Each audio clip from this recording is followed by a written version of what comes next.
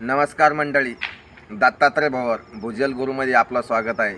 मित्रांनो, आपण आत्ताच म्हणजे 2 दिवसापूर्वी एक व्हिडिओ बनवला होता की एल रॉड हा कोणत्या दिशेला म्हणजे दिशा तुम्हाला दाखवताना म्हणजे तुम्हाला सांगतो मी कमी परवा ह्या टाईपमध्ये बनवला होता की जरा एक रॉड जर असा बिंगला तर पाण्याची लाईन आहे, पण ती उपदिशा आहे आणि जरा दोन्ही रॉड जर असे बिंगले तर ती मुख्य लाईन म्हणजे जलधारा आपण तिला असे म्हणू शकतो.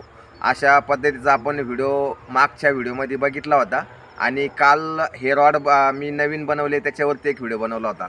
तर आजचा विषय आपला असा आहे की रॉड बाहेर जाणे किंवा आतमध्ये येणे याचे नेमकं हे लक्षणं काय सांगतात आपल्याला रॉडवरती पाणी चेक करताना.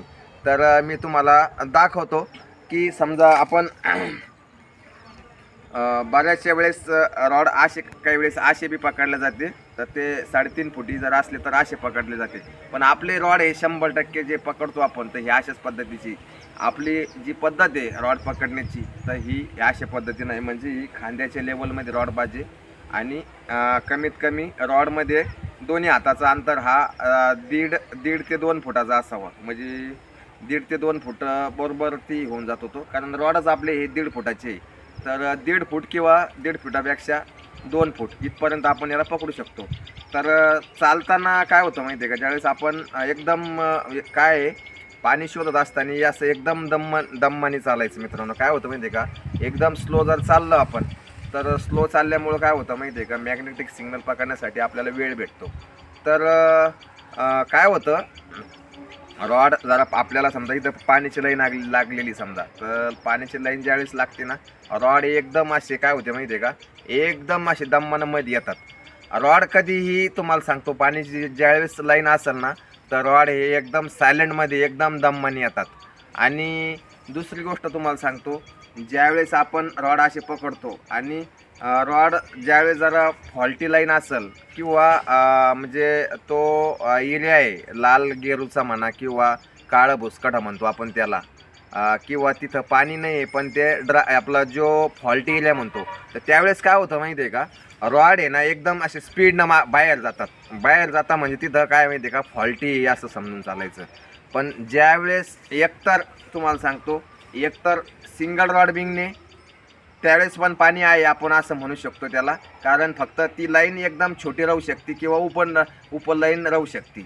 आणि 2 जर बिंगले समजा तरी पण आपण मोठी लाईन आहे असं ग्राह्य धरू म्हणजे ज्यावेळेस दोन्ही रॉड बिंगतात त्यावेळेस पाण्याची ही मोठीच लाईन असते. आणि ज्यावेळेस रॉड असे पकडतो आपण आणि ज्यावेळेस असे आतमध्ये येतो तर त्यावेळेस पण ती पाण्याचीच लाईन असते. फक्त काय असतं माहिती आहे का, तर माझ्या मते जरा रॉड हे मध्ये आले तर लाईन कुठं तरी कटलेली आहे, पण तिथं पाणी लाईनमध्ये एकदम 100% पाणी आहे. फक्त ती लाईन एक तर ह्या बाजूला किंवा ह्या बाजूला किंवा दोन्ही बाजूला ती कटेला असू शकते. हे माझा हा म्हणजे अनुभवातून सांगतो मी की ज्यावेळेस रॉडमध्ये येतात त्यावेळेस दोन्ही बाजूला लाईन तुटलेली असू शकते किंवा एका बाजूला तुटली असू शकतात.